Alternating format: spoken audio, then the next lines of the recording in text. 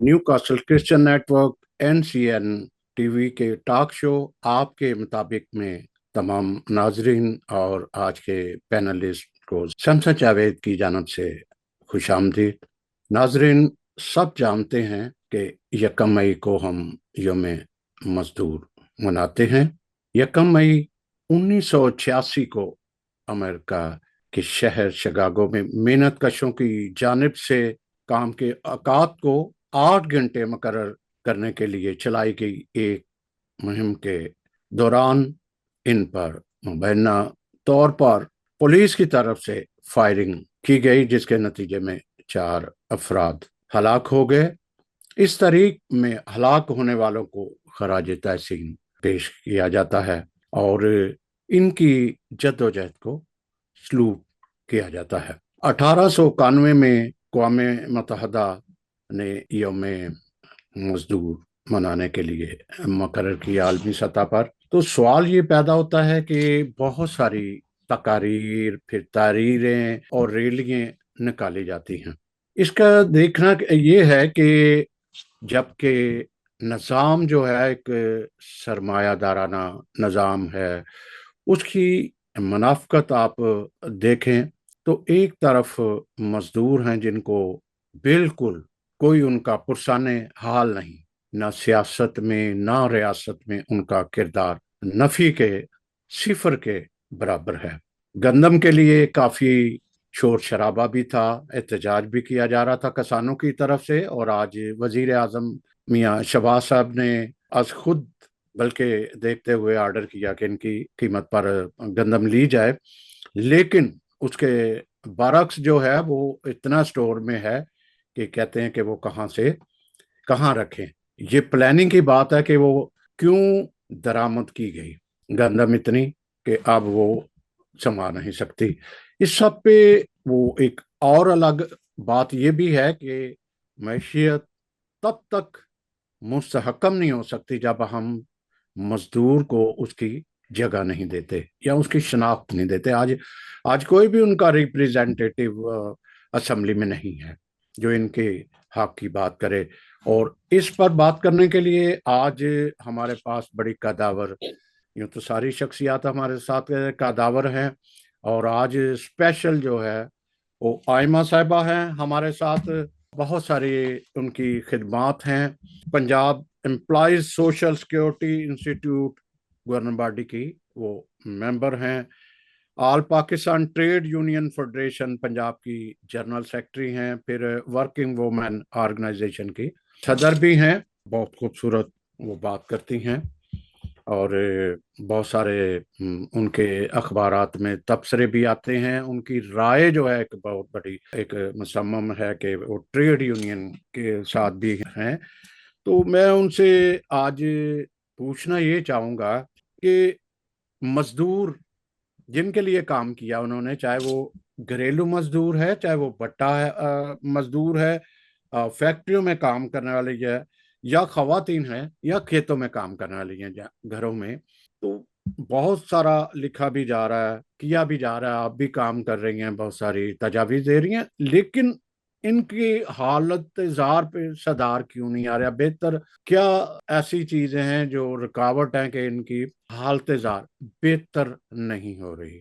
आपने देखा कि कुछ अरसा पहले बिजली का वो बहरान आया कि फैक्ट्रियां जो जहाँ पे एक अक्सरियत फैसलाबाद टेक्सटाइल मिल या दूसरी स्टील मिल होगी कोई भी, वो सारी की सारी बंद थी बिजली की वजह से।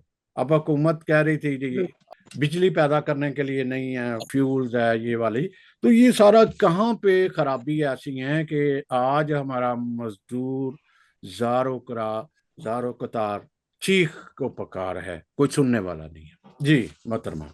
जी, बहुत शुक्रिया सैमसन साहब। सबसे पहले तो मैं अप्रिशिएट करती हूँ आपको कि आपने मेहनत कशों के आलमी दिन 1 मई के हवाले से आज ये नशिस्त रखी है। सबसे पहले मैं तो आपने जो सूरत हाल का जायजा लिया और जो सूरत हाल बयान की, बदकिस्मती ये कि हालात इससे भी ज्यादा बुरे। फैसलाबाद के जिक्र किया, फैसलाबाद में जिन दिनों सनत बहुत ही जवाल पजीर थी, तो 10 लाख से जायद मजदूर सिर्फ एक शहर में बेरोजगार हुए थे। तो अभी अगर आप सूरत-ए-हाल का जायज़ा लें तो आपने 1886 में तहरीक शुरू करने की बात की कि मज़दूरों ने औकात-ए-कार के हवाले से और मुआवज़े के हवाले से एहतजाज किया था और फिर उसपे हुकूमती जबर का सामना करते हुए उन्होंने गोलियाँ भी खाई। आज अगर आप पाकिस्तान के मेहनतकशों की और ख़ास तौर पे मज़दूर ख़वातीन की सूरत-ए-हाल का जायज़ा लेंगे, तो आपको लगेगा हालात कुछ वैसे ही हैं। 1886 में मज़दूर 16-16 घंटे काम कर रहे थे, आज पाकिस्तान में मेहनतकश एक तनख्वाह जिसमें उनका बुनियादी गुज़ारा हो सके, उसके लिए 14 से 16 घंटे फैक्ट्रियों में, घरों में, खेतों में, भट्टों पे, सड़कों पे कंस्ट्रक्शन वर्कर हर जगह वो ये काम करने पर मजबूर हैं और उसके बावजूद भी वो मुआवज़ा नहीं मिल रहा, जिसमें एक 5 अफ़राद के पर मुश्तमिल फ़ैमिली का जो बुनियादी गुज़ारा हो सके कि अच्छी खुराक हो, तालीम हो, सेहत की सहूलियात हों। एक तो सूरत-ए-हाल इस हवाले से बहुत ही मायूसकुन होती जा रही है। उसकी बड़ी वजह जैसे आपने कहा कि बा हालात बेहतर क्यों नहीं हो रहे हैं? तो देखिए आईएलओ के पाकिस्तान में आईएलओ ही के मुताबिक लेस देन 3% वर्कर्स ऑर्गेनाइज़ हैं। आपने ट्रेड यूनियन की बात की, तो ट्रेड यूनियन में अगर लोग होंगे ही नहीं, तो वो अपनी आवाज़ अगर वो मुनज़्ज़म नहीं है, तो कैसे उठाएँगे? और दूसरी बात ये है कि सबसे बड़ी बात ये है कि उसी ट्रेड यूनियन में जहाँ मज़दूर मिल के जदोजहद कर रहे हैं, हालात बदलने की, अपने मुतालबात को मंज़ूर करवाने की, उन ट्रेड यूनियन में ख़वातीन वर्कर्स की तादाद उससे भी कम है। लेस देन 1% ख़वातीन जो हैं वो ट्रेड यूनियन में हैं। आज मैं आपको एप्रिशिएट करती हूँ कि आपने एक वुमेन ट्रेड यूनियनिस्ट को अपने प्रोग्राम में बुलाया है, जो मोस्टली अगर आप जायज़ा लें मीडिया का भी, तो आपको वहाँ जब यकम मई की बात आएगी तो मज़दूर जब बात आएँगे सामने तो मर्द बैठे नज़र आएँगे। ख़वातीन की तादाद ना होने के बराबर होगी। तो पहले तो मैं शुक्रिया अदा करती हूँ कि आज मीडिया कम से कम आप जैसे लोग ये समझ रहे हैं कि मज़दूर जो है, उनमें ख़वातीन भी हैं और फिर जब अगर ख़वातीन हैं, तो उनकी आवाज़ भी आगे आनी चाहिए, क्योंकि हम ख़वातीन बहैसियत मज़दूर दोहरे इस्तेसाल का शिकार हैं। आप अगर हमें देखें तो काम की जगह पे तहफ़्फ़ुज़ नहीं है, हरासमेंट है, मुस्तकिल मुलाज़मत नहीं है, डे केयर सेंटर्स नहीं है। शादीशुदा ख़वातीन को तो फैक्ट्री मालिकान मुलाज़मत देने से ही इनकार कर देते हैं कि ये कल को बच्चों की बीमारी, दूसरी छुट्टियाँ, ज़चगी की छुट्टियाँ माँगेगी, तो वो इससे बचने के लिए और अगर आप शादीशुदा हैं, तो फिर आपको या तो डोमेस्टिक वर्कर के तौर पे काम करना पड़ेगा या होम बेस वर्कर के तौर पे काम करना पड़ेगा और उसका क्या नतीजा निकलेगा कि आपको कोई भी कानूनी तहफ़्फ़ुज़ हासिल नहीं होगा। आज बहरहाल मैं ये समझती हूँ कि तमाम तर बुरे हालात के बावजूद भी समाजी तंज़ीमों ने आप जैसे मीडिया के साथियों के बदौलत और ट्रेड यूनियन में ख़वातीन की शिरकत से ये मुमकिन हुआ कि पाकिस्तान में डोमेस्टिक घरेलू मुलाज़मीन के हवाले से कानून साज़ी हो चुकी है। रूल्स और बाय-लॉज़ जो थे वो तश्कील पा चुके हैं और अब सोशल सिक्योरिटी के तहत डोमेस्टिक वर्कर्स की रजिस्ट्रेशन का प्रोसेस भी शुरू हो गया। क्योंकि मैं सोशल सिक्योरिटी पंजाब की गवर्निंग बॉडी की मेंबर भी हूँ, तो इस हवाले से हमारी स्पेशल कोशिशें यही रही थी कि जस्ट लफ्ज़ी या किताबी काम ना हो। अब अगर कानून बना है, तो ख़वातीन रजिस्टर भी हों। अभी भी ये प्रोसेस बहुत स्लो है, लेकिन क्योंकि वर्कर्स में अवेयरनेस नहीं है, हमारी मज़दूर ख़वातीन पढ़ी-लिखी नहीं हैं, आगाही नहीं है, उनको पता ही नहीं है कि कानून बन चुका है और वो कैसे इस कानून का इस्तेमाल करते हुए खुद को तहफ़्फ़ुज़ दे सकती हैं। और दूसरा ये है कि ट्रेड यूनियंस में क्योंकि ज़्यादातर सनती मज़दूर हैं, इंडस्ट्रियल वर्कर हैं, तो वो भी ये तवज्जो नहीं देते कि जो होम बेस्ड हैं या डोमेस्टिक वर्कर्स हैं, हमने उन तक जो उनके कानूनी हक हैं, वो कैसे पहुँचाने हैं।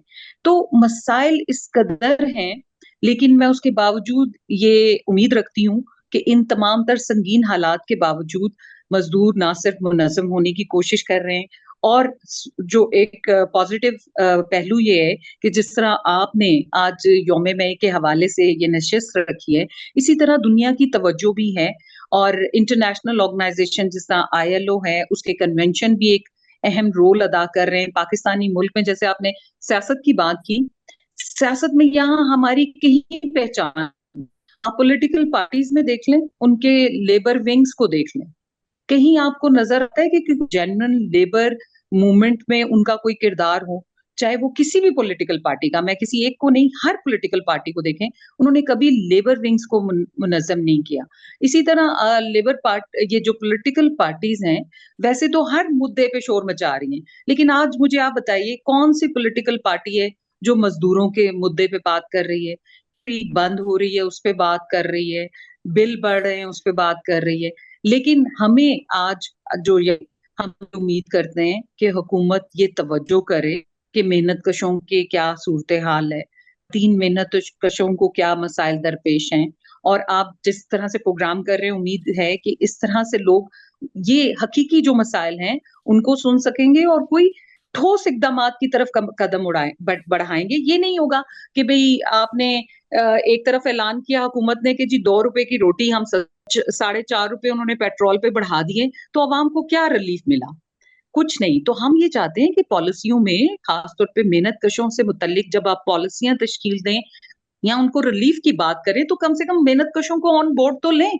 हम मेहनतकशों को उन पॉलिसियों का हिस्सा तो बनाएँ, हमसे राय तो ली जाए। आज हालात ये हैं कि हमें हमसे मुतल्लिक बनाई जाने वाली पॉलिसियों में भी मज़दूरों से कंसल्ट नहीं किया जाता। उनको मुशावरत का हिस्सा ही नहीं बनाया जाता, उनसे पूछा ही नहीं जाता कि भई तुम्हारे ग्राउंड रियलिटीज़ क्या हैं और कैसे हम उन रियलिटीज़ को देखते हुए चीज़ों को बेहतर कर सकते हैं। अब हमारे यहाँ बेशुमार डिपार्टमेंट्स हैं जो लेबर के लिए काम कर रहे हैं, जिसमें आपने मेरे अपनी सोशल सिक्योरिटी को देखें, लेबर सेक्रेटरी या लेबर डिपार्टमेंट को देखें, वर्कर वेलफेयर बोर्ड को देखें, ईओबीआई जो पेंशन के हवाले से ओल्ड एज बेनिफिट्स के हवाले से काम कर रहा है।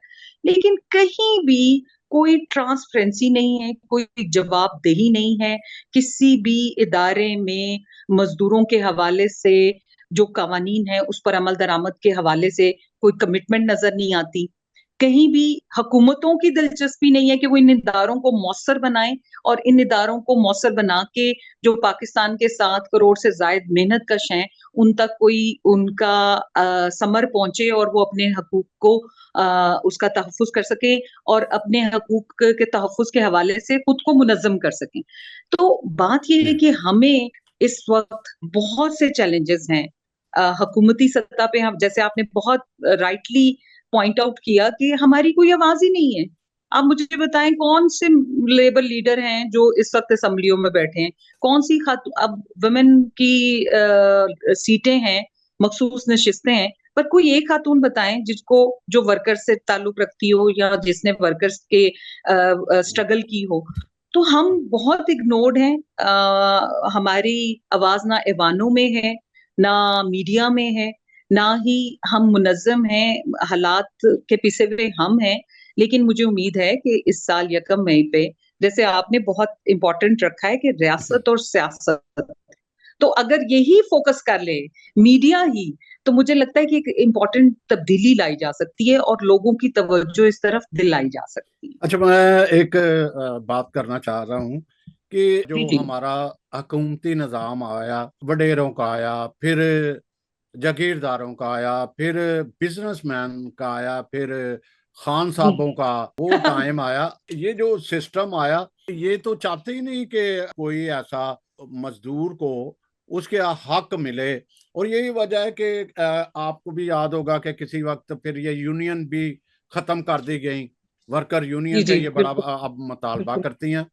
तो ये सारा अब कोई ऐसी सिफ़ारिश कोई ऐसा है कि हुकूमत में इनके नुमाइंदे जो हैं वो आएँगे या आने की उम्मीद है कि लेबर ख़वातीन हो गई या दूसरी इनके यूनियन के नुमाइंदे जो है हुकूमत का एक हिस्सा बनने जा रहे हैं या बनेंगे या अच्छा उम्मीद कोई? शमसद साहब आपने ना जी। वैसे एक बात है जागीरदार, सरमायादार सियासतदान सबका लिया आपने भुट्टो वालों को नहीं शामिल किया। उनकी भी हुकूमत आई थी। वर्दी की भी हुकूमत आई थी। वर्दी की हुकूमत में भी हम मज़दूरों को कहीं कोई रिलीफ नहीं मिला बल्कि सहाफ़ियों पे सेंसर हाँ, रहा ना बहुत सारा। जब मैं कहता हूँ जी ना कि बिल्कुल। मोस्टली मार्शल हमारे मुल्क में रहा और जमहूरियत तो पनप नहीं सकी। जी, बिल्कुल आज ऐसा भी ही है, यही है। बिल्कुल ऐसा ही। आज भी ऐसा ही है और देखिए उसने हम जहाँ सहाफ़ियों पे पाबंदियाँ नहीं जब भी वर्दी आई है उसने मज़दूरों को भी पूरी तरह से स्नब करने की कोशिश की है, उनकी तंज़ीम साज़ी को ख़त्म करने की कोशिश की है। क्योंकि जहां भी मुनज़्ज़म तहरीकें होंगी, लोग अवेयर होंगे या अपने हक के लिए आवाज उठाएंगे, वो सरमायादार हो, जागीरदार हो, बिजनेस कम्युनिटी हो या खान हो, उन किसी को भी वो सूट नहीं करती। क्योंकि बदकिस्मती से, जैसे आपने कहा है ना, कि जमहूरियत तो यहाँ आई ही नहीं। जमहूरियत की कुछ शक्लें हमें गाहे-बगाहे नज़र आई हैं, लेकिन हकीकत में जो जमहूरियत की तारीफ़ है, जो जमहूरियत का मकसद था, उसकी हकीकी रूह तो कभी भी पाकिस्तान में नाफ़िज़ नहीं हुई। तो इस सारी सूरत-ए-हाल में इक़्तिदार तो हमेशा ताकत वालों के पास रहा है और बदकिस्मती से मज़दूर तो हमेशा से मज़लूम रहे हैं और लाचार भी रहे हैं, क्योंकि उनकी तंज़ीम साज़ी नहीं थी, उनकी आवाज़ नहीं थी। लेकिन अब हालात ये हैं कि मैं उसका क्रेडिट मीडिया को भी देती हूँ और सोशल मीडिया भी है, इसकी एक पावर ये हुई है कि आज हम इस बात पे बात कर रहे हैं कि भई अगर जब तक हम सियासत में नहीं आएँगे, जब तक पॉलिसी साज़ी में नहीं आएँगे, जब तक हुकूमती ऐवानों में नहीं आएँगे, हमारी सड़कों पे हमारी जद्दोजहद हमारी ज़िंदगियों में कोई तब्दीली नहीं ला सकेगी। वो बहुत अहम ज़रूर है, लेकिन अब हमारा फ़ोकस ये होना चाहिए कि आप उन ऐवानों तक पहुँचे जहाँ पे पॉलिसियाँ बनती हैं। ऐसा है नहीं, लेकिन होगा ज़रूर। उम्मीद इसलिए है कि सब इस बात को पहचान रहे हैं। उम्मीद इसलिए है कि आज मीडिया इस पे बात कर रहा है। उम्मीद इसलिए है कि इंटरनेशनल ऑर्गनाइज़ेशंस जो हैं, वो भी बात करती हैं कि हुकूमत की पॉलिसियाँ क्या हैं, हमने कन्वेंशन रेटिफ़ाई किए हुए हैं, जीएसपी प्लस का हमारा स्टेटस है। हुकूमतों की मजबूरियाँ हैं कि उनको कुछ अपनी कारकर्दगी दिखानी पड़ेगी। हमने इस हवाले से कैम्पेन भी शुरू कर रखी है। इस साल हमारे मुतालबात में ये मुतालबा शामिल है कि असेंबलियों में मज़दूरों की मखसूस नशिस्तें कायम की जाएँ और उनकी आवाज़ वहाँ पहुँचाई जाए। तो मुझे उम्मीद ज़रूर है, क्योंकि एज़ अ ट्रेड यूनियनिस्ट मैं समझती हूँ कि अगर हम मायूस हो गए तो फिर तो सारी स्ट्रगल ही खत्म हो जाएगी। लेकिन हमें उम्मीद है कि हमारी मुश्तरका जद्दोजहद, आप जैसे साथियों का साथ और मीडिया और सोशल मीडिया का जो रोल है, ये इसी तरह पॉज़िटिव रहा तो हुकूमती ऐवानों तक पहुँच के हम इन सब इश्यूज़ पे, जिस पे अभी तक शायद ज़ुबान बंदी है, इसको ख़त्म करके अपनी आवाज़ को और भरपूर तरीके से लाएँगे।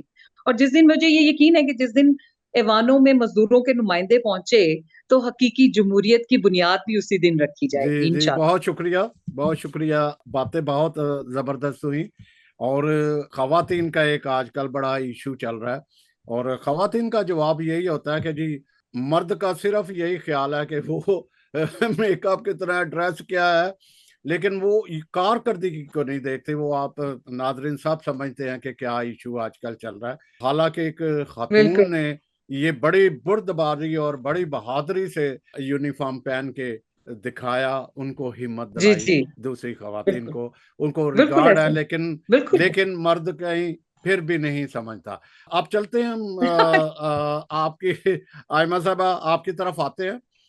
हमारे साथ डॉक्टर अख्तर अंजली साहब हैं जो एक बैनुल अक़वामी तबसरा निगार भी हैं और अखबार के एडिटर भी हैं, क्रिश्चियन न्यूज़ अलर्ट के।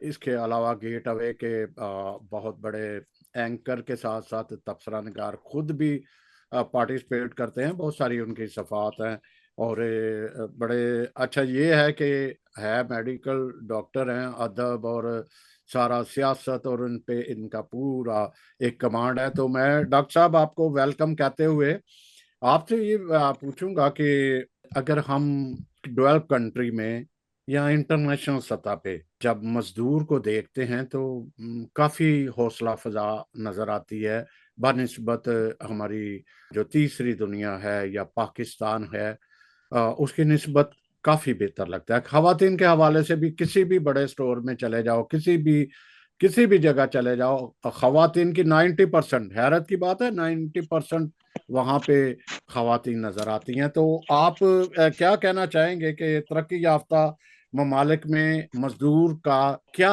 बेहतरी है या हम ऐसे ही कहते रहते हैं? क्योंकि शिकागो ने पहला कतरा जो है मज़दूर वो बारिश का पहला कतरा बने और आज वो काफ़ी बेहतर है। जी। जी। देखें मोहतरमा आयमा साहिबा ने, मैडम ने बड़ी खूबसूरत बातें की हैं। मैं उन्हीं की गुफ्तगू में से 1-2 अल्फाज लेकर तो यूरोप में और मगरबी ममालिक में जो कुछ हो रहा है उसका बयान करना चाहता हूँ। सबसे पहले तो उन्होंने एक लफ्ज फरमाया था कि ट्रांसपेरेंसी, हमारे पाकिस्तान में ट्रांसपेरेंसी नहीं है, किसी चीज की भी ट्रांसपेरेंसी नहीं है। इस बात को मैं थोड़ा सा इंडस्ट्री और लेबर के हवाले से, सनतकारों और मजदूरों के हवाले से बयान करना चाहूंगा। हम लोग जो यूरोप में रहते हैं, इंग्लिस्तान में, अमेरिका में, ये वो, हम जानते हैं कि हर साल बाय लॉ ये जो बड़ी कंपनियां हैं, इनको अपना जो रेवेन्यू है, जो भी इन्हें इनकम होती है, वो डिक्लेयर करनी पड़ती है। और वो अखबारों में होती है, वो टेलीविजन पे होती है, और हर जगह पे होती है कि इस बार बीपी ने 7.3 मिलियन डॉलर्स की कमाई की, जो इतने फीसद पहले से ज्यादा थी। ये खूबसूरत बात इसलिए है क्योंकि जब इस तरह की बयानबाजी या इस तरह की इंफॉर्मेशन मीडिया में आती है, तो जो उस कंपनी के लेबर यूनियन के लोग हैं, वो उनसे तकाजा कर सकते हैं अपने राइट्स के मुताबिक के देखें पिछले साल हमारे लोगों में से, यानी कि लेबर करने वालों में से इतने लोग जो हैं वो हेल्थ एंड सेफ्टी कंसर्न्स की वजह से शहीद हुए, मर गए, कुछ ना कुछ उनसे हुआ। तो हम डिमांड करते हैं कि ये जो आपको 7.5 या जितना भी मिलियंस का फायदा हुआ है, इसमें से इतनी परसेंट जो है वो हमारे हेल्थ एंड सेफ्टी को इम्प्रूव करने के लिए लगाई जाए। ये उनकी जो लेबर लेवरेज है, लेबर यूनियंस की, ये बिल्कुल लीगल चीज है। ये नहीं हो सकता कि बीपी के शेयर होल्डर्स, या मैं बीपी का नाम ले रहा हूँ, कोई भी हो सकता, Coca Cola, McDonald's, British Airways, कोई भी कंपनी है बड़ी, वो ये नहीं कर सकते कि हमने इतने मिलियन कमाया है और उसको अपने शेयर होल्डर्स में तकसीम कर दें, और जैसे पाकिस्तान में कहते हैं अल्लाह अल्लाह खैर सल्ला, ऐसे नहीं हो सकता। There has to be an accountability कि वो जो पैसा कमाया गया, शेयर होल्डर्स को कितना मिला, और फिर हेल्थ एंड सेफ्टी में कितना गया, और उस कंपनी की इंश्योरेंसेस में, यानी कि ना सिर्फ ये कि कमाई कितनी हुई है, बल्कि उसकी लागत किधर किधर जा रही है, और उसमें हेल्थ एंड सेफ्टी लॉज के मुताबिक जो मजदूर है उनका एक बहुत बड़ा हक है, और वो बोल सकते हैं, डिमांड कर सकते हैं। यूरोप की तो बात आप पाकिस्तान से क्या कंपेयर करेंगे। इंग्लिस्तान की सबसे बड़ी दो पार्टियों में से एक पार्टी लेबर पार्टी है, और ये इनिशियली मजदूरों की यूनियन थी, जिन्होंने अपने राइट्स के लिए एक, मतलब है, बहुत बड़ी पार्टी बनाई, और फिर वो हुकूमत करते रहे। टोनी ब्लेयर, गॉर्डन ब्राउन, ये सभी इसी पार्टी से थे। अब कंजर्वेटिव्स की हुकूमत है। तो यहाँ पे लेबर का और मजदूरों का बहुत हैवी हैंड है, यानी कि वो जो चाहते हैं वो, और उनको मिलता भी है, क्योंकि फेयर सोसाइटीज हैं यहाँ पे, अखलाकी कदरें और है। अब देखें पाकिस्तान में माओ को, स्पेशली जो नौजवान खवातीन है, यंग मदर्स, उनका बड़ा मसला होता है। अगर वो काम करें तो बच्चों का क्या करें, अगर वो बच्चों की केयर करें तो काम क्या करें। अब यहाँ पे यूरोप में, सिर्फ इंग्लिस्तान में नहीं, बहुत सारे ममालिक में, जापान में, जहां पे छोटे बच्चे होते हैं, और मैं पर्सनली भी ये बात कह सकता हूँ, मेरी वाइफ जो है वो नर्स है, तो जब हमारी बेटियां छोटी थी तो उन्होंने हॉस्पिटल जाना, तो वो बच्चों को साथ लेके जाना, हॉस्पिटल प्रोवाइड्स अ नर्सरी, ताकि मदर साइट पे है, बच्चे उसी साइट पे है, माँ जो है वो काम कर रही है, और बच्चे वहां पे, वो जो उनका डिपार्टमेंट है चाइल्ड केयर का, चाइल्ड माइंडर्स उन्हें कहते हैं, वो उनको देख रहे हैं, खाना खिला रहे हैं, पैम्पर्स बदल रहे हैं, वट। तो उस तरीके से माँ जो है वो काम कर सकती है। अब पाकिस्तान में इस तरह की फैसिलिटीज जो हैं, इनका आना जरूरी है, और उसके लिए पहला कदम जो है वो ये है कि इंडस्ट्री को होल्ड किया जाए, अकाउंटेबल बनाया जाए, कि वो सबके सामने अपने रेवेन्यूज को डिक्लेयर करें, और फिर उस रेवेन्यू की जिस तरीके से खपत होती है, वो रेवेन्यू कहाँ जा रहा है। इससे एक बड़ा फायदा ये भी होगा कि जो टैक्स डॉजिंग है वो खत्म हो जाएगी। जी हुकूमत का, डॉक्टर साहब आपकी बात को बढ़ाता हूँ, आपकी बात, सॉरी, माजरत के साथ, ये पाकिस्तान में मोस्टली सारे हुक्मरान यहाँ से स्टडी करके गए हैं, बड़े बड़े अच्छी जगह पे उनके बच्चे पढ़ रहे हैं, तो कुछ तो असर होता, कुछ तो असर लेना चाहिए था। ये सदियों पुराना जो है, ये आजाद है इनकी, ये मशीन जो होती है, क्रेडिट मशीन है, जो पैसे जहां से लेते हैं, यहाँ पे देखो आप, कितना आम जगह पे वो कैश मशीन है, तो पाकिस्तान में आए दिन पता लगता है जी कैश मशीन लूटी गई, ये वाली एक गई। तो ये मोर्टेलिटी को कैसे चेंज किया जा सकता है डॉक्टर साहब? एक बस छोटी सी मैं मिसाल दूंगा, और वो ये है कि बचपन में मैंने सुना था कि ताले शरीफ लोगों के लिए लगाए जाते हैं। ताले जी लगाने का मतलब ये होता है कि एक एक मतलब है, पैगाम दिया जाए कि अंदर जो चीज है वो आपकी नहीं है, लिहाजा डोंट ट्राई टू एंटर। जो लोग इस अखलाकी कदर कदर को समझते नहीं, उनके लिए तालों का कोई मकसद नहीं है। बात असल में हमारे सोशल रवैयों की है।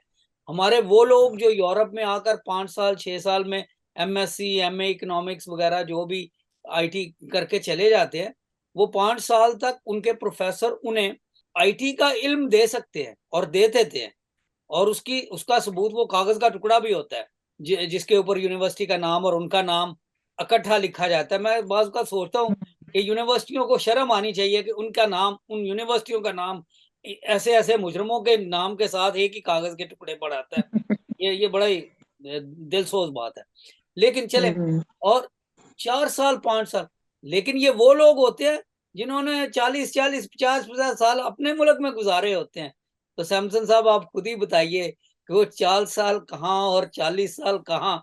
कागज का टुकड़ा तो मिल गया, लेकिन अब रवैये कौन बदले। डॉक्टर साहब, मैं यही सोचता हूँ कि जो असम्बलियों में बैठे हैं वो उसी माशरे से गए हैं जहाँ पे करप्शन और स्ट्रीट क्राइम हो रही होती है। वो ही लोग उठ के वो असम्बली में जाते हैं, तो कैसे कैसे आए वो ही कहते हैं कि फरिश्ते कहाँ से लाए जाएं। तो सर निज़ाम, खुदा करे कि बेहतर निज़ाम हो जाए अब सर जी। फरिश्ते लाए नहीं जाते, फरिश्ते लाए नहीं जाते, और यूरोप में भी फरिश्ते लाए नहीं गए।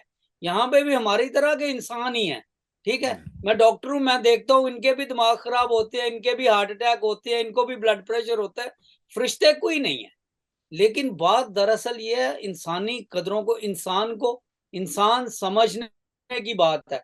जिस दिन हमारा सरमायादार मजदूर की बेटी को अपनी बेटी समझने लगेगा ना, तो फरिश्तों की जरूरत नहीं है, नहीं। वो इंसान ही काफी है। और जिस दिन हमारे पुलिस वाले और वडेरे जो हैं, वो गरीब लोगों की बच्चियों को, बेटों को, उनको अपनी तरह के इंसान, हम ये जो बार बार डगा बजा देते हैं जी, हम पाकिस्तान में आम बात करने लगा हूं, हम मुसलमान हैं या हम मसीही हैं, हम खुदा, क्या फर्क पड़ता है इससे?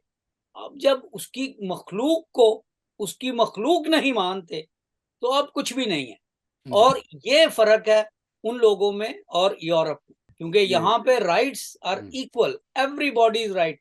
यहाँ पे कोई गटर में गिरा हो या किसी तरीके से एक्सीडेंट हुआ हो, एएनई में लेके जाओ, उसका कोई शनाख्ती कार्ड नहीं पूछेगा, सबसे पहले उसकी ट्रीटमेंट होगी। आप जानते हैं इस बात को, और एक पूरा यूरोप जानता है। डॉक्टर साहब, और एक यही वक्त आया था कि बहुत जी सारे लोगों को एक्सीडेंट वाले को कहीं रास्ते में पड़ा तो हॉस्पिटल नहीं लेके जाते थे कि इतनी पहले वो बताए वाकया, पुलिस आए, फिर करे, फिर जाके इतनी देर में बंदा बस दुनिया में रुखसत हो जाए। तो एक तो बटा मजदूर हो गया, फिर उसके बाद अगर मैं कहूँ तो सेंट्री वर्कर्स बहुत सरवाइव कर रहे हैं। उसकी वजह मेरी समझ में यही आती है, इस तरक्की याफ्ता में यहाँ भी सेंट्री वर्कर हैं, बहुत सारे हैं, लेकिन वहां पे उनको प्रोटेक्शन का, सिक्योरिटी का कोई ऐसा आला नहीं है, ऐसी बेहतर वो चीजें नहीं है, तो आए दिन मरते रहता है बेचारा। एक लो क्लास इसकी नजर हो जाता है। हमारे साथ हैदराबाद से सुबा भट्टी साहब हैं, जो पेशे के लिहाज से वो एक वकील हैं हाई कोर्ट के, लेकिन चूंकि हैदराबाद का तलक एक लोएस्ट कम्युनिटी कह लें वहां पे हैं, तो ये काफी पेश पेश है उनकी हेल्प करने के लिए, कानूनी भी वैसे भी लेबर की। मैं जब हमारे जमीन पे सिंध में होता था तो वहां पे हैरान होता था जब कहते थे कि 1 सदी पहले क्यामत सिंध में आने वाली है। अब सिंधी, मैं भी सिंधी हूँ, इसलिए ये दलेरी से कह रहा हूँ कि कल को कोई सिंधी मुझे ना पकड़ ले कि ये क्या क्या कह रहा है। क्यों? वहां पे जुल्म जबर की दास्तान नहीं बड़ी हैं। तो भट्टी साहब, सिंध में जो एक ज्यादा हारी लोग हैं वहां पे, ज्यादातर वडेरों के दूसरे, जिनकी जी ज्यादा, जी। जिनको ये करना पड़ता है, सरवाइव करना पड़ता है, और फिर जाहिर है सेंट्री वर्कर भी बहुत सारे हैं। तो उनका हालत जार की वजह और कैसे आप उनकी हेल्प करते हैं? जी। सबसे पहले मैं संसद साहब आपका, न्यू कैसल क्रिश्चियन नेटवर्क का, और जो हमारे मैडम साहबा हैं सर जी का बहुत शुक्रगुजार है। मैं सबसे पहले ये नफी करता हूँ और इस बात की रिजेक्शन करता हूँ कि सिंध हुकूमत ने 1 मई को छुट्टी जो है वो अनाउंस की है। ये छुट्टी तो असल में वो जो मजदूर जिनके लिए की जा रही है वो बेचारे उस दिन भी वो कामों पे होते हैं। तो मैं समझता हूँ कि ये 1 मई की जो छुट्टी है ये ना हो, बल्कि मजदूर तो बेचारा रोटी कपड़ा और मकान के लिए स्ट्रगल कर रहा है, तगो दो कर रहा है और दिन रात मेहनत कर रहा है। मैं बात करूंगा सिंध में खेत मजदूर हैं, यानी कि बॉन्डेड लेबर है, हारी हैं, फैक्ट्री मजदूर हैं और सेंट्री वर्कर्स हैं। मैं आपको बताता चलूं कि पिछले 2001 में, मैं उस वक्त, ये तस्वीर है ये उमरकोट की तस्वीर है, और उमरकोट में 28 जो मजदूर थे, जिम्मेदार ने उनको एक बाड़ में, कांटे वाली जो थी उसमें उनको बांध के रखा हुआ था। यानी कि जो कुछ भी खाना पीना नहाना कुछ भी करना है वो सारा वहीं करना है। तो जब हमें एप्लीकेशन मिली कि वहाँ बॉन्डेड लेबर हैं तो इनको रिलीज कराना है, तो ये 2-3 तरीके इस्तेमाल होते हैं। एक तो कोर्ट के जरिए होता है, 491 की एप्लीकेशन मूव की जाती है, जिसके जरिए छापा लगता है, तो वो पुलिस जो है उनको लेके आती है। बाज औक़ात ऐसा होता है कि जिम्मेदार छोटे होते हैं तो उनको प्रेशराइज किया जाता है। जब प्रेशराइज किया जाता है तो छापा लगा के लोगों को, मजदूरों को उठाया जाता है।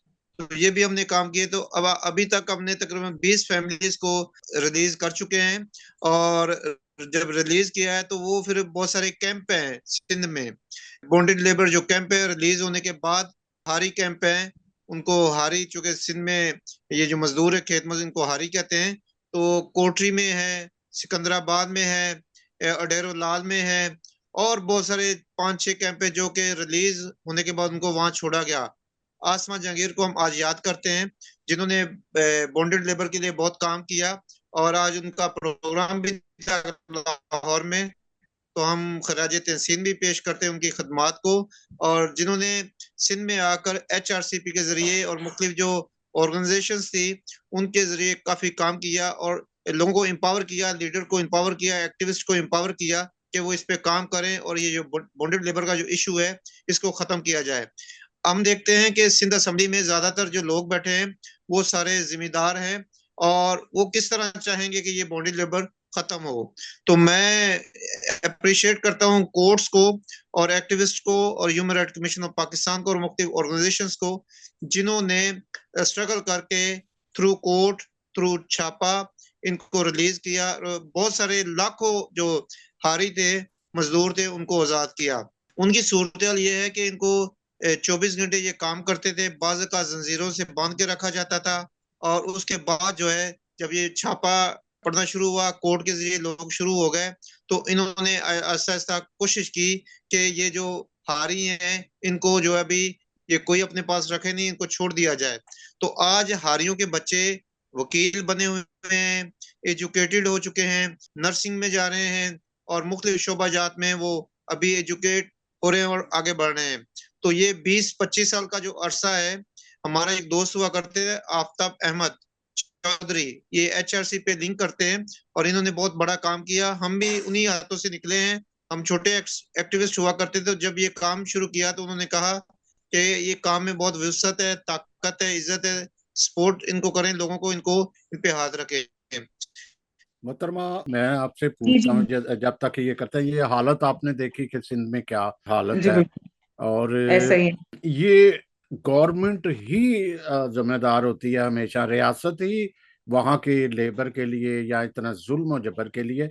और मैं पहले भी कर रहा था, और डॉक्टर साहब ने भी बताया कि सारी ये मेहनत कश तबका है, इनके लिए सहूलियात सामने लाना। हम्म हमारा ये क्यों बार बार कह रहे हैं इसको प्राइवेट में दे दें? जिस तरह आप PIA की कितनी जबरदस्त सर्विस थी किसी वक्त, प्राइवेटाइजेशन में जा रही, फिर स्टील मिल ले लें आप, इसी तरह आप बिल्कुल है। सारा वर्कर, सेंट्री वर्कर को बार बार इसलिए कहा जा रहा है कि इनके हादसात बड़े सारे आ रहे हैं, बड़ी सारी, हम्म और भट्टा की भी जो मजदूर हैं उनमें करप्शन बढ़ता है, उनकी सहूलियात बिल्कुल कतन कोई सहूलियात नहीं, कोई उनके लिए बाथरूम या ऐसा नहीं है, खेतों में जाना, फिर उनके वही खेत जो है उनके लिए करप्शन का वजह बनती है। क्या बिल्कुल ऐसे।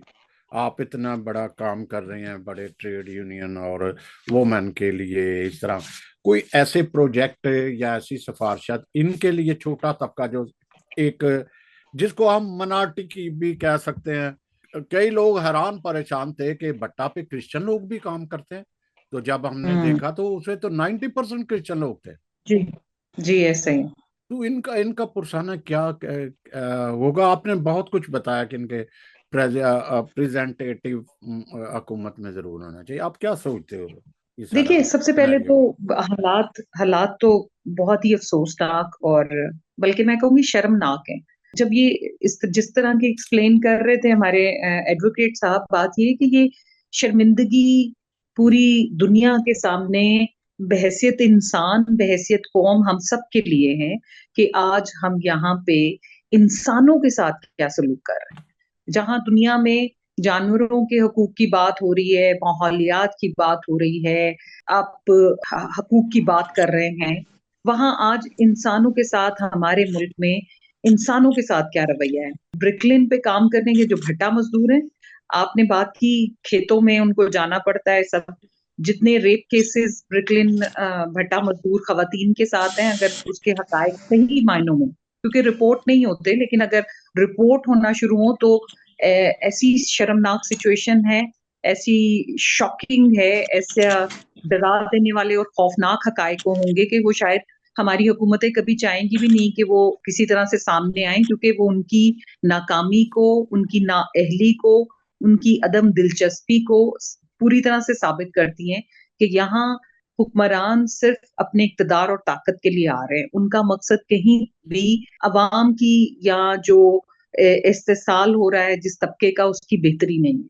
अब आप सैनिटरी वर्कर्स की बात करें, आप भट्टा मजदूरों की बात करें, आप यहाँ पे काम की जगह पे तहफ्फुज की जो इंडस्ट्रियल वर्कर हैं, या स्टील मिल देख लें, या आपने वापडा के वर्कर्स देख लें, सेहत और तहफ्फुज के हवाले से कहीं भी कोई आपको पॉजिटिव कोई भी इकदाम करती हुई हमारी हुकूमत नजर नहीं आई। दूसरा अफसोसनाक बात है कि अगर हम कानून का भी जायजा लें तो हेल्थ एंड सेफ्टी, हम फैक्ट्री एक्ट है 1934 का, उसके तहत health and safety industrial worker को दे रहे हैं।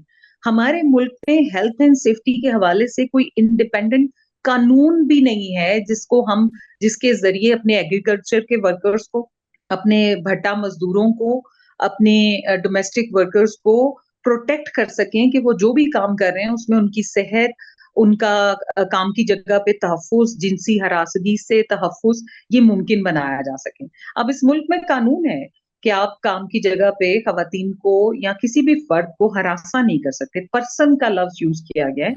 इसमें मैं बड़ा वजाहत से बता दूं कि हरासमेंट के हवाले से कानून बहुत हमारा प्रोग्रेसिव है, उसमें पर्सन यूज किया गया है, उसमें किसी भी मर्द को भी आप हरासा नहीं कर सकते। लेकिन सूरत हाल क्या है कि लोगों को पता ही नहीं है, किसी फैक्ट्री के बाहर आपको ये नजर नहीं आता कि जी काम की जगह पे हरासमेंट के खिलाफ कानून क्या है, वहां पे बनी हुई जो कमेटी है उसके नाम क्या है, लोग किसको कंप्लेन कर सकते हैं। हमारे यहाँ फैक्ट्रियों में आप भट्टा मजदूरों की, बेचारों की क्या मैं बात करूं, जो एक इंडस्ट्री है जो अभी जैसे डॉक्टर साहब ने बताया कि अरबों का ये मुनाफा कमाते हैं। हमारे यहाँ ये तो बड़ी आइडियल सिचुएशन है ना, यूरोप की उन्होंने डॉक्टर साहब ने मिसाल दी। हमारे यहाँ तो वर्कर को पता भी नहीं है कि भाई उसके मालकान की क्या आमदन है, क्या उसका उसका और फिर क्योंकि हमें पता नहीं है, हमें ये भी अंदाजा नहीं है कि उसकी उस आमदन में, उसके मुनाफे में हम मजदूरों का जो कंट्रीब्यूशन है उसमें से कुछ हमें मिलना चाहिए। लेकिन बोनस अगर कभी हुआ करता था, वो हाँ, बोनस भी गया। खत्म हो गया। अब तो बहुत कम इदारों में ये रह गई है। फिर दूसरा, सब कॉन्ट्रैक्टिंग सिस्टम आ गया। अब आप फैक्ट्री में काम भी कर रहे हैं, आप फैक्ट्री के वर्कर नहीं है, क्योंकि आप तो एक कॉन्ट्रैक्टर के वर्कर हैं, कहीं उसका रिकॉर्ड ही नहीं आता, सोशल सिक्योरिटी में आप रजिस्टर ही नहीं होते, आपकी वहैसियत वर्कर पहचान ही नहीं है। हम मजदूर यहाँ पे, भट्टा मजदूर हो, खेत मजदूर हो, डोमेस्टिक वर्कर हो, होम बेस्ड वर्कर हो, इंडस्ट्रियल वर्कर हो, हम तो अपनी पहचान की लड़ाई लड़ रहे हैं। हमें तो ये अपने अदादोशुमार में नहीं लेते। अब आप देखिए, एग्रीकल्चर का ज़राई मुल्क है, ज़राअत का कंट्रीब्यूशन है 44% आपकी लेबर फोर्स ज़राअत में है। एक भी मजदूर, ज़रई मजदूर जिसको सोशल सिक्योरिटी हासिल हो, जिसको ईओबीआई की सहूलत हासिल हो, जिसको वर्कर वेलफेयर बोर्ड के जरिए कोई मिरात मिलती हो, ऐसा नहीं है। तो आपकी 44% पॉपुलेशन तो अब वर्कर जो रिप्रेजेंटेटिव है वो तो वैसे गए। ब्रिकलिन को देख लें, सैनिटरी वर्कर्स को देख लें, होम बेस्ड वर्कर्स को देख लें, डोमेस्टिक वर्कर्स, आपकी सिर्फ 24% लेबर फोर्स है जो इंडस्ट्री में। बाकी आपकी 75% तो पॉपुलेशन जो आपकी लेबर फोर्स है वो तो किसी भी कानूनी तहफ्फुज से महरूम है। और फैक्ट्रियों में आपने ठेकेदारी निजाम के तहत मजदूरों का बहैसियत मजदूर उसकी पहचान ही खत्म कर दी। हमारी खवातीन फैक्ट्रियों में है पर फैक्ट्री की मुलाजिम नहीं है, क्योंकि वो ठेकेदार की मुलाजिम है और उनका कहीं कोई रिकॉर्ड नहीं है। तो जब आप लोगों का जो कंट्रीब्यूशन है आपके मुल्क की तरक्की में, आपकी मैशियत की बेहतरी में, उसको नहीं मानेंगे, उसकी पहचान ही नहीं करेंगे, तो आप उनके लिए पॉलिसियां क्या बनाएंगे? अब मुझे बात डॉक्टर साहब ने सही की है कि 40 साल हैं एक तरफ और 4 साल हैं एक तरफ। बात यह है कि उनकी बुनियाद इस मुआशरे ने रखी है, हमारे हुक्मरानों की, जिन्होंने हमेशा ये सोचा है कि ताकत और पैसा आपको तमाम इख्तियार देता है कि आप जो चाहें करें। 4 सालों में आप उनको इंसानियत नहीं सिखा सकते। हाँ, आप उनको इंग्लिश पढ़ना सिखा देते हैं, आप उनको किताबों का बता देते हैं, लेकिन उनके अंदर इंसानियत जगाना वो मुमकिन नहीं है। तो इंसानियत जगानी है तो अपने तालीमी निज़ाम में तब्दीली लानी होगी और अब यहाँ पे इंसानों को फोकस करना पड़ेगा। आज मेरे साथ मैं देखूं तो मजदूरों के वकील साहब ने बड़ी अच्छी बात की, यकम मई पे आप छुट्टी दे रहे हैं पर मजदूर तो काम कर रहे हैं। लेकिन मैं उसके बावजूद ये रखती हूँ कि हम जो मुजाहरे भी करते हैं, जैसे हम भी यकम मई पे मुजाहरा कर रहे हैं, हम एक रैली निकाल रहे हैं, वो भी हम इसीलिए मुमकिन हो पाती है कि फैक्ट्री में छुट्टी होती है तो हम अपने वर्कर्स को निकाल लेते हैं। अगर वो छुट्टी नहीं होगी तो यकीन मानिए कि ये जो थोड़ा बहुत एहतजाज है वो भी खत्म हो जाएगा, क्योंकि मजदूर अपने उस दिहाड़ी के चक्कर में उस स्ट्रगल का हिस्सा नहीं बन पाएगा जो हमारा बनना जरूरी है। आज हमारे मौशी हालात ऐसे हैं कि भट्टे पे जो जुल्म होता है, भट्टे पे जो जबर हो रहा है, उसके बावजूद वहां लेबर है। तो वजह क्या है कि जब मेरे बच्चों को खाने को नहीं मिलेगा, जब मेरे बच्चों का तहफ्फुज नहीं होगा तो मैं मजबूर होंगी। तो आज माएँ मजबूर हैं कि उनके बच्चे भट्टों पे काम करें। आज माएँ मजबूर हैं कि वो तो अपने जिस्म पे, अपनी रूह पे जख्म सह रही हैं, लेकिन उसके बावजूद वो उस काम को नहीं छोड़ पाती, क्योंकि उन्होंने शाम में अपने बच्चों को कुछ खिलाना है। तो इस सारी सूरत हाल में भी आज अगर मजदूर की बात हो रही है, आज एडवोकेट जैसे हमारे ह्यूमन राइट एक्टिविस्ट हैं, आज डॉक्टर साहब मजदूर की बात कर रहे हैं, हकायक को समझ रहे हैं, हमें पहचान दे रहे हैं, हमारे साथ बैठ के हमारे मसाइल को सुन रहे हैं। तो मैं समझती हूँ कि कहीं ना कहीं इंसानियत जिंदा है और इंशाल्लाह यही लोग मिलके, आप जैसे मीडिया के साथी हमारी आवाज को मजबूत बनाएंगे तो इंशाल्लाह ये हेल्थ एंड सेफ्टी का हक भी मिलेगा, हुकूमतों में भी पहचान बनेगी। लेकिन ये लंबा सफर है, ये चंद सालों में तय होने वाला नहीं है। मैं हमें नई नस्ल लानी पड़ेगी। आपकी बात को आगे बढ़ाना चाहूंगा। एक छोटा सा मुख्तसर अगर आप कहना चाहें तो तब भी कह सकते हैं।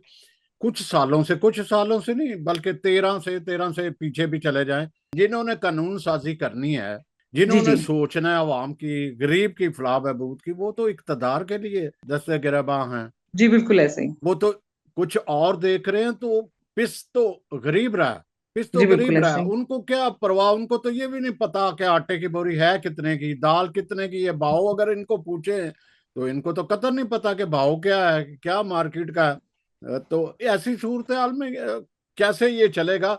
लेकिन ये आवाम तो कर सकती है, लेकिन आवाम तो बस ट्रक की लाइटों के पीछे भागने वाले हैं। क्या ट्रक की बत्ती के पीछे हम, बिल्कुल।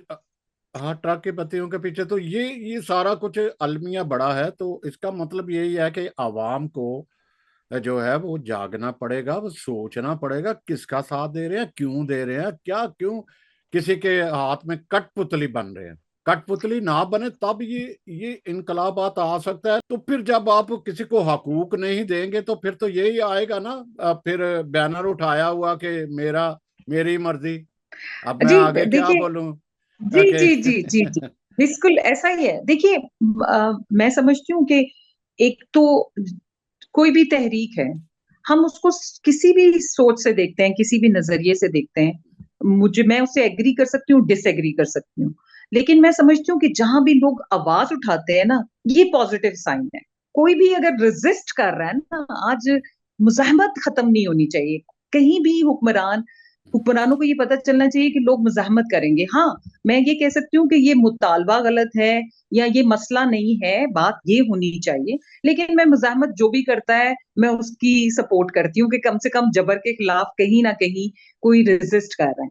लेकिन मैं ये समझती हूँ कि खास तौर पे आज अगर हम ये सोचें कि मैं इन अपने सियासतदानों की तकरीरों को सुनूं, अपोजिशन के मसाइल को सुनूं, तो सब अपने अपने दुखड़ों में मसरूफ हैं। कोई कहता है जी हमारे लीडर को जेल में क्यों बंद किया, कोई कहता है जी हमें चोर क्यों कहा, कोई कहता है कि जी मुझ पे ये इल्जाम क्यों लगाया। कहीं भी अवाम नहीं है, लेकिन ये सब इसका इम्पैक्ट भी पड़ रहा है। आज ये लोग ये भी देखते हैं कि हाँ भी, बिजली के बिलों की कौन बात कर रहा है। आज यकम मई के दिन पे जब हम अपने मसाइल पे लोगों से बात करें तो अवाम काफी तंग हैं। वो ये बात करते हैं कि इन्होंने हमारी जिंदगी, आज लोग कह रहे हैं कि भाई जजेस को बिजली फ्री क्यों मिल रही, आर्मी को सहूलतें क्यों मिल रही, वापडा के मुलाजमीन क्या आसमान से उतरे हैं कि उनको बिजली के यूनिट 300 फ्री हैं, हम मजदूरों को क्यों नहीं। तो मसला ये कि जब आप इतना जबर बढ़ाते हैं ना, तो फिर मज़ाहमत सामने आती है, और वही हो रहा है। आज लोग ये बात कर रहे हैं, आज लोग सवाल उठा रहे हैं कि भाई क्यों नहीं, हमारे बारे में बात क्यों नहीं हो रही। ये हुक्मरान, आज लोगों को कहा जा रहा है जी आप कुर्बानी दे, तो लोग कहते हैं ये भी अपनी गाड़ियां क्यों नहीं छोड़ते, ये अपनी सहूलतें क्यों नहीं छोड़ते। तो आज मैं समझती हूँ कि बाजू का चैलेंजेस भी अपॉर्चुनिटीज बन जाते हैं। और मेरे ख्याल में डॉक्टर साहब इसको ज्यादा अच्छे से बता मैं सकेंगे एक कि बात करना चाह हम रहा था इसका भी आपकी फायदा उठाएंगे। बात को जी जी बढ़ाना चाह रहा था। हमारे बड़े मोहतरम है, उनका एक क्वेश्चन भी आ रहा है कि कोई मजीद और ट्रेड यूनियन या वर्कर्स यूनियन आगे इस तरह आ रही हैं जिस तरह आप भी करते हैं। मैंने काफी कुछ पढ़ा, प्रोफाइल आपकी देखी, बहुत सारा काम कर रहा है। इस तरह कोई यूनियन सामने आ रही हैं कि काम किया जाए, क्योंकि एक अलमिया ये है कि एक सियासतदान उठ के जो उसकी कॉन्सिक्वेंसी कोई 1 लाख की है या क्योंकि पूरी पाकिस्तान की आवाज, पाकिस्तान जी ये जी चाहता है कि यह हुकूमत खत्म हो जाए, अवाम चाहती है ये जी जी हुकूमत जी खत्म हो जाए, ये करप्ट है, तो ऐसी में कैसे चेंज आएगी। मैं आगे चलता हूँ जी, सुबह साहब। अच्छा, बात यह है कि मैं रिसेंटली बताता चलूं कि फैक्ट्री में दाल मिल, एक फैक्ट्री है, उसमें 2 मजदूर सुबह काम करने गए, एक तीसरे को भी साथ ले गए, तीनों रिश्तेदार थे। वो बिलोंग करते हैं क्रिश्चियन कम्युनिटी से। तो वो जो टैंक था वो तकरीबन 25 से 30 फीट गहरा था, और उसमें जो होल बना हुआ था, रास्ता जो ऊपर जाने का था, वो 2.5 फीट का था। तो जब ये डेथ कर गए, डेथ करने के बाद वापस घर पे लेके आए, तो भेज दिया मालिक ने, और कहा कि जी ये लें पैसे और उनके घर वालों को बता दें। वो बेचारे हॉस्पिटल गए और डेड बॉडी लेके आ गए हैं। जब हमें पता लगा एज अ एक्टिविस्ट, तो हम मुतलका जो जगह थी, फैक्ट्री थी, रात को गए। वहां तकरीबन 20-25 लोग थे, उसमें 5-4 एक्टिविस्ट थे। वहां मकामी तौर पे हमने देखा, वो सारा जायजा लिया। जायजा लेने के बाद पता लगा जी हेल्थ एंड सेफ्टी किट कोई नहीं मुहैया की गई, और उसको लकड़ी की जो सीढ़ी है उसमें डाला गया है। और एक बंदा जब चला गया है, भाई लोगों उसको रस्सी बांध देते यार, तो वो निकल तो आता। जब दूसरा अंदर गया तो उसको उठा लिया है, वो आ भी सकता था बाहर, लेकिन 2-2.5 फीट का जो होल है गिर गया।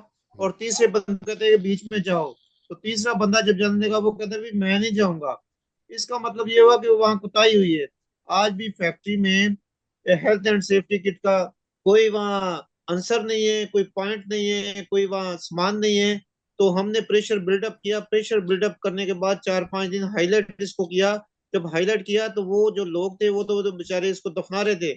हमने कहा जी हम प्रोटेस्ट करेंगे। तो जब उन्होंने मुआवजे की बात की तो वो मुआवजा, हम तो चाह रहे थे कि ये इसको सजा होनी चाहिए। पार्टी है वो बैठ गई, वो समझ नहीं सकती थी कि भाई सिस्टम क्या है क्या नहीं है, क्योंकि वो अंडरस्टैंड नहीं करते कि राइट्स क्या है, लेबर राइट्स क्या है, क्या हम कुछ कर सकते हैं क्या कुछ नहीं कर सकते। तो वहां में जो मुकामी एजेंट भी होते हैं वो भी बहुत खतरनाक होते हैं। जो एक्टिविस्ट होते हैं, अच्छा काम कर रहे होते हैं, उसमें वो रुकावट होते हैं। तो हमने तकरीबन 10-10 लाख रुपया जो है ना उनको वो सपोर्ट कराया, लेकिन हम हमारी जो टारगेट था वो 20 से 25 लाख था।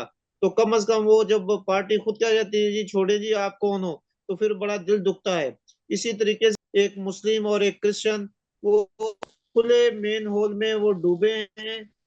डूबने के बाद ठेकेदार वहां से गायब हो गया है। गायब होने के बाद पता लगा ये डेड बॉडियों को निकाला और वो दफनाने के लिए चले गए हैं।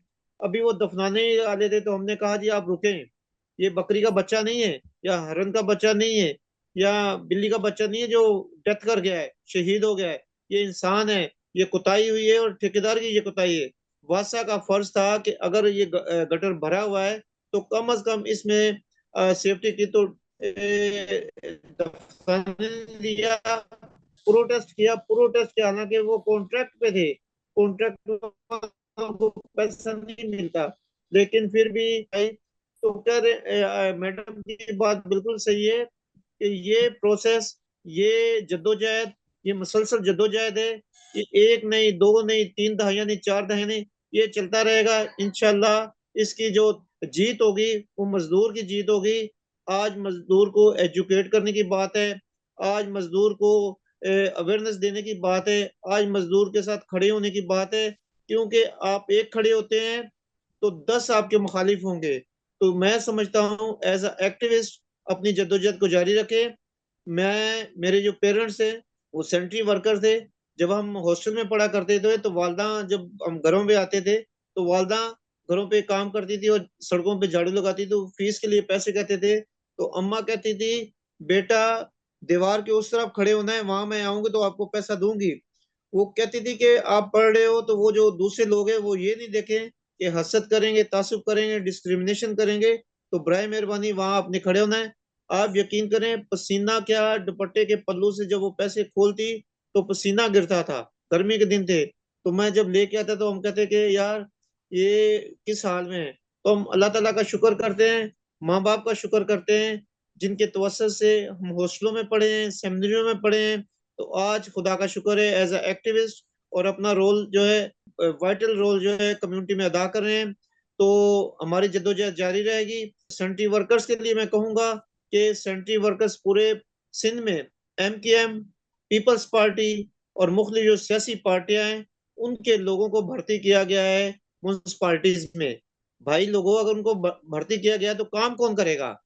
तो ये क्या करते हैं कि प्राइवेट कुछ कॉन्ट्रैक्ट पे मुलाजिम लेते हैं, अच्छी खासी हैंडसम जो सैलरीज ये खुद लेते हैं और जो छोटे जो कॉन्ट्रैक्ट पे वो पैसे वैसे दे के उनको फारिग कर दिया जाता है। अभी रिसेंटली 6 माह पहले तकरीबन 800 बंदा हैदराबाद से उनको फारिग कर दिया। अभी वो बेचारे जो हैं दर दर की ठोकरें खा रहे हैं। बेरोजगारी इतनी बढ़ गई है कि उनके यूटिलिटीज बिल, उनके बच्चों के जो एजुकेशन जो फीसिस हैं वो ड्यूज हो गई हैं। और अभी सूरत हाल ये है कि वो फाका कशी पे मजबूर हैं। अभी वो किसी दोस्त ने मुझे कहा जी 20-25 सेंट्री वर्कर्स आप दें, हम इनको स्किल ट्रेनिंग और छोटा कारोबार हम करना चाह रहे हैं। ये एक पॉजिटिव बात है कि अगर ये लेबर राइट्स नहीं देते, इनको कुछ भी नहीं देते, तो मैं समझता हूँ इनके लिए ये रास्ता है कि कम से कम वो स्किल की तरफ आए। और आप जैसे, हमारे जैसे और दीगर जो लोग हैं, चर्चेज जो हैं और जो कम्युनिटीज है, जो अच्छे खासे लोग हैं, वो इनको छोटे कारोबार के लिए सपोर्ट करें। क्योंकि जब ये करेंगे तो मैं समझता हूँ छोटे कारोबार में ये बिजनेस करेंगे तो आगे बढ़ेंगे, अपने बच्चों का पेट पालेंगे, बच्चों को पढ़ाएंगे और आगे चल के ये बिजनेस डेवलप होगा। तो ये एक छोटी सी कोशिश है। उमरकोट की बात करें, कराची की बात करें, नवाबशाह की बात करें, मीरपुर खास की बात करें, हैदराबाद की बात करें, आप यकीन करें कि सेंट्री वर्कर्स और जो गटर में डूबे हैं 10 से 15 लोग जो शहीद हुए हैं, हम उनके लिए खड़े हुए हैं। लेकिन प्रॉब्लम ये आ जाती है कि जब सियासी लोग बीच में आते हैं तो वो लेन देन की बात शुरू कर देते हैं, अवेयरनेस देता है, ताकत देता है और अपलिफ्ट करता है। और रही बात असेंबली में जो लोग बैठे हुए हैं, वो ना तो इनका सोचते हैं ना इनके लिए पॉलिसी बनाते हैं। तो कैसे वो लोग हैं जो जाते हैं, उनको खुद नहीं पता होता, BA MA में पास हैं लेकिन वो नीचे झुक नहीं सकते, मजदूरों को देख नहीं सकते। तो मैं ये समझता हूँ कि मायूस नहीं हो। मैडम साहिबा ने बड़ी जबरदस्त बात की है, डॉक्टर साहब ने बड़ी बात की है कि वो कल्चर जो बाहर के हैं वहां देखो लेबर जो है किस तरह डेवलप है, एक मैकेनिज्म है, उनको एक तरीका कार है और किस तरह सेफ्टी किट के साथ सारा काम चल रहा है। पाकिस्तान में देखें क्या पोजीशन है, सारा पैसा जो है वो 1,000 के लिए 2,000 के लिए गटर में डालते हैं, और उनको जो जिंदा बच गया तो बच गया, मर गया तो कोई पैसा नहीं। थैंक यू जी। जी जी, बहुत शुक्रिया। यहाँ पे मसला सारा हेल्थ एंड सेफ्टी का ही है। तो आयमा साहबा, ये जरूर सिफारिश कीजिएगा। यहाँ पे भी सारा कुछ ऐसा ही है, लेकिन हेल्थ एंड सेफ्टी के स्पेशल कोर्सेज करवाए जाते हैं, किए जाते हैं। हर महीने में एक ना एक जदीद टेक्नोलॉजी के हिसाब से किया जाता है। मैं डॉक्टर साहब की तरफ जाके फिर आपकी तरफ आखिरी कमेंट्स लेता हूँ सारे सेशन पे। डॉक्टर साहब, ये प्राइवेटाइजेशन का बड़ा मसला पाकिस्तान का है। यहाँ भी प्राइवेटाइजेशन कंपनी तो हैं, यहाँ पर भी प्राइवेट बहुत सारी काम, गवर्नमेंट भी है, लेकिन यहाँ कानून जो है उसको अबे किया जाता है। तो इसमें क्या समझते हो कि आप, ये प्राइवेटाइजेशन जो अब पीछे पड़ गया है पाकिस्तान, हर चीज में प्राइवेटाइजेशन, ये क्या चल रहा है?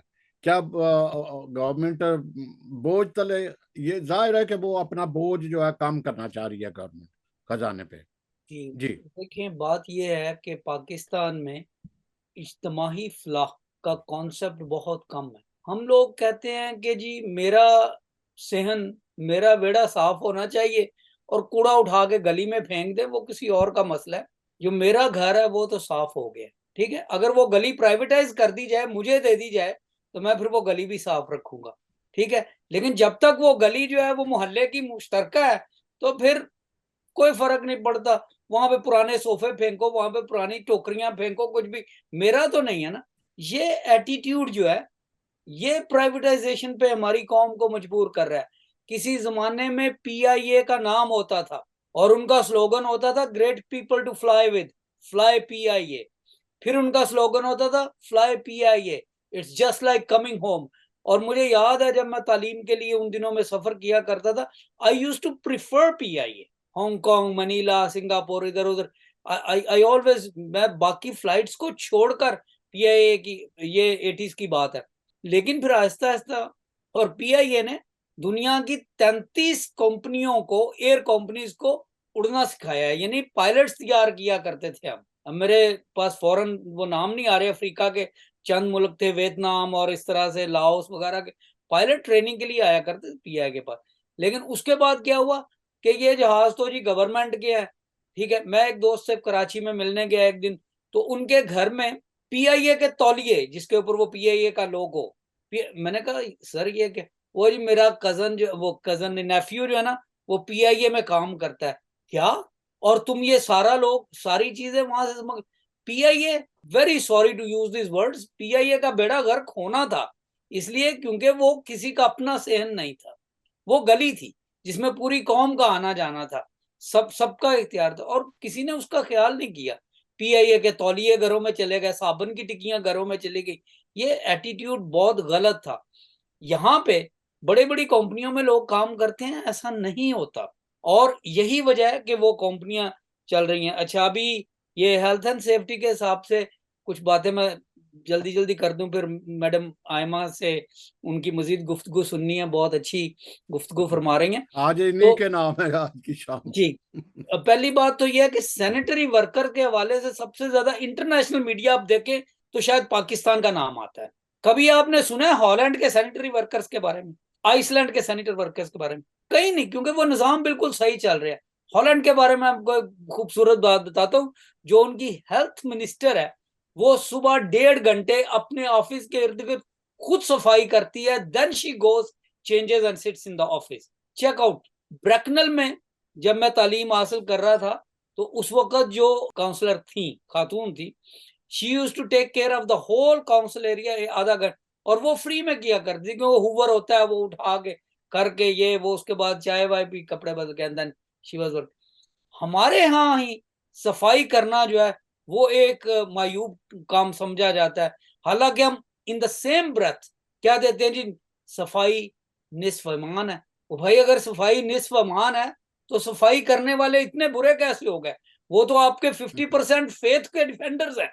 तो थोड़ा सा ये, वो मेडिसिन में कहते हैं कि साइकोसिस is when you can not combine two realities, जब अब दो बातों को, तो वो पागलपना होता है। अब अगर इस डेफिनेशन को लिया जाए तो पाकिस्तान में हर वो शख्स जो सैनिटरी वर्कर्स से नफरत करता है और उसके साथ ये भी कहता जा रहा है कि ईमान सफाई निस्फ ईमान है, they are all mad people. I'm very sorry, it's according to the definition provided by medical dictionaries.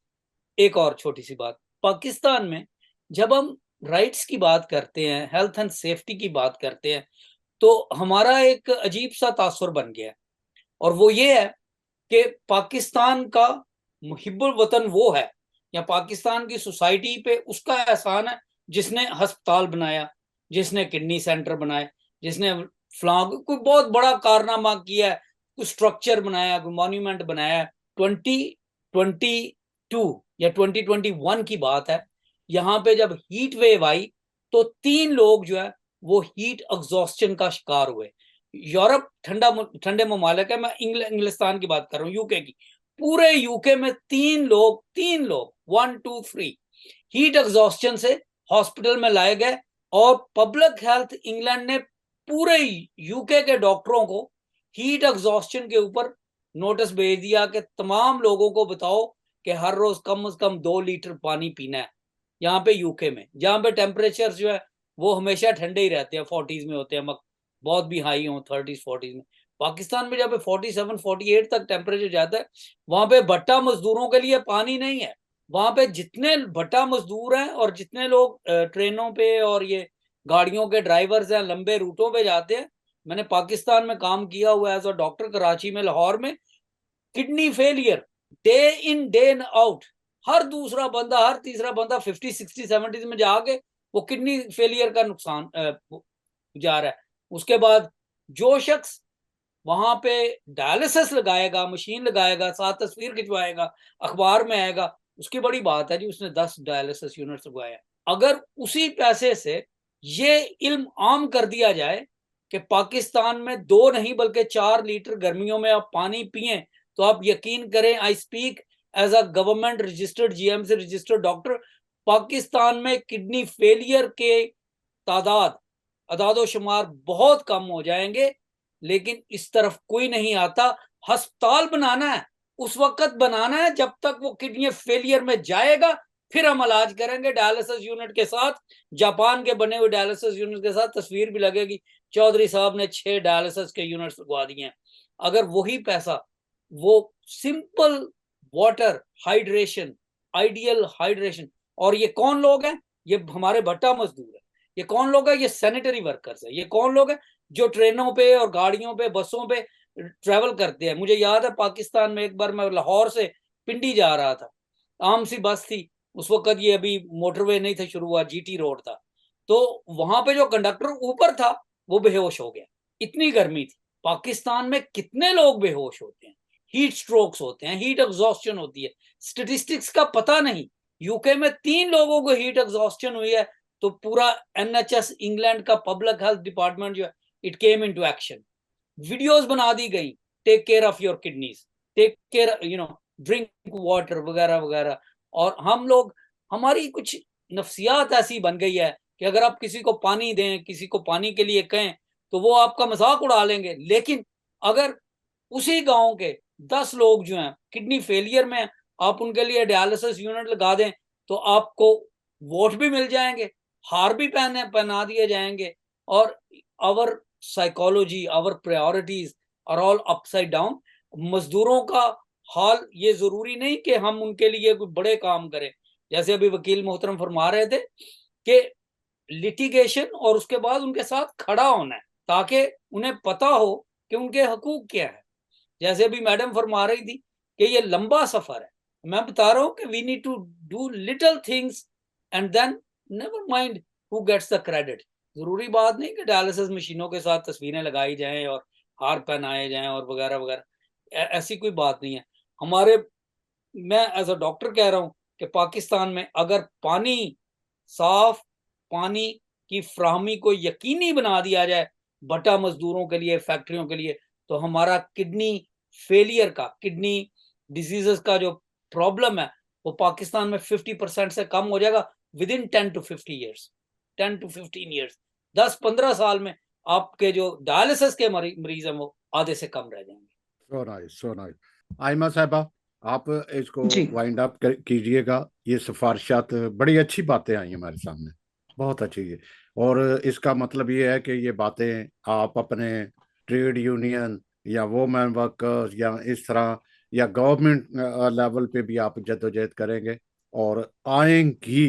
तो आप क्या कहना, मुख्तसर, अब हमारे पास 1-1 मिनट होता है। जी, मैं पहले तो सबसे पहले तो शुक्रिया अदा करूँगी कि आज की ये नशिस्त है, ये इतनी लर्निंग रही और ऐसे मेरे सरगर्म साथियों से आपने बात की कि सिंपल आज का प्रोग्राम ये साबित करता है कि मज़दूर तहरीक ना सिर्फ़ अपना सफ़र आगे को कर रही है, समझ रही है और चाहे जितना भी इससे साल हो रहा है, डॉक्टर साहब ने जो बड़ी अच्छी बात की कि एहतियात इलाज से बेहतर है। तो हम इस चीज को समझते हुए अपनी अपनी आगाही को बढ़ाते हुए अपनी जदोजहद को आगे बढ़ाएंगे और मुझे यकीन है कि पाकिस्तान में जो एक साजिश के तहत मजदूरों की इज्जत नफ्स को खत्म करने की जो कोशिश हो रही है, मजदूरों की जो अजमत को से इनकारी हैं लोग, हम इसको बहाल करवा के अपनी बका की जंग को और अपने हकूक के तहफ़्फ़ुज़ की जो लड़ाई है, इसको इंशाल्लाह जीतेंगे क्योंकि हम यकम मई वाले दिन पूरी दुनिया को ये बताते हैं कि मजदूर की अजमत क्या है और मजदूर का इस दुनिया की तरक्की में कंट्रीब्यूशन क्या है।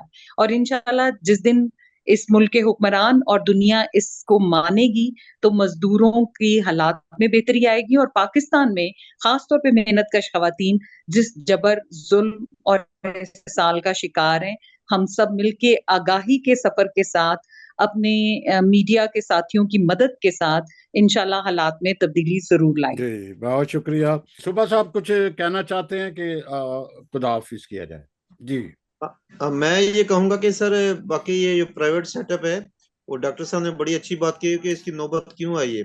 ये पिछले जो भर्तियां हुई हैं जो पॉलिटिकल पार्टियों की जानिब से, उसको जब ये निकाला गया है लोगों को, तो उसके बाद इन्हीं को ये प्राइवेट जो ये वर्कर आए हैं, इनकी बेचारों की सैलरीज अभी 15-15 हजार, 20-20 हजार है, जबकि सिंध में 32,500 सैलरीज है ये सेंट्री वर्कर्स की, मजदूर की, वो भी नहीं दी जा रही। तो इसका मतलब ये हुआ कि मुसलसल तीसरी मरतबा सिंध में जो हुकूमत है वो पीपल्स पार्टी की आई है।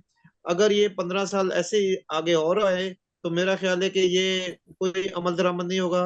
बिल जितने मर्जी बनाए, एक्ट जितने मर्जी बनाते जाएं, कोई इम्प्लीमेंटेशन नहीं आएगी। आखिर में ये कहूंगा कि अपनी जद्दोजहद को जारी रखेंगे और मजदूर के साथ खड़े होंगे as a activist, as a advocate, ताकि हमारी जो जद्दोजहद है वो जारी और सारी रहे। इस शेर के साथ, बेहिम्मते ने वो जड़े बह के शिकवा करन मुकद्दरां दा, उगन वाले उपने ने सीना पाड़ के पत्थरां दा। जी, बहुत शुक्रिया। मैं इन अल्फाज के साथ आज आप तमाम से इजाजत लूंगा कि इस दफा यकम मई योम मजदूर पर मजदूरों का ये मुतालबा होना बहुत जरूरी है कि उनके रिप्रेजेंटेटिव, उनके नुमाइंदे जो है वो हुकूमत में, सियासत में होने चाहिए। ये मेरा ख्याल है उनका बड़ा मुतालबा हो और नुमाइंदे इस तरह के ना हो जो फिल्मों में हम देखते हैं कि वो मालिक के साथ वो पैसा लेके तो खामोश हो जाते हैं या इधर उधर सारे मजदूरों का जो है सौदा कर देते हैं। इस तरह आयमा साहबा आप लीड जरूर करेंगी। आई होप के ये मुतालबा जरूर होगा कि उनके नुमाइंदे जो है वो हुकूमत में आए ताकि ये बेहतरी मजदूरों के लिए बेहतरी है। तो बहुत शुक्रिया आपका आयमा साहबा, आपने आज बहुत वक्त दिया और असल हम सब ही आपको ही सुनने के लिए यहाँ पे जमा थे, या शो कह ले कि आपके नाम ही था। बड़ी वाकई ही आपने बड़ी अच्छी बातें की, बड़ा बेहतरी बहुत किया। शुक्रिया। जी बहुत शुक्रिया।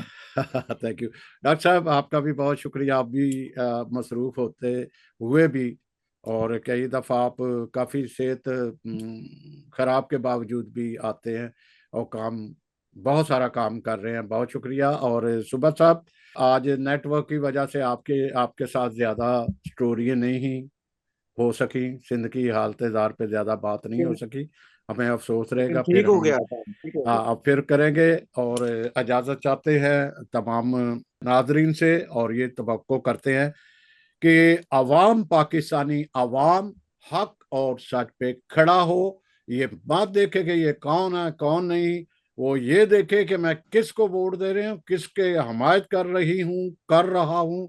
और जब तक ये चीज आएगी तब हालात बेहतर होंगे, तब मजदूर भी बेहतर होगा। पाकिस्तान जिंदाबाद।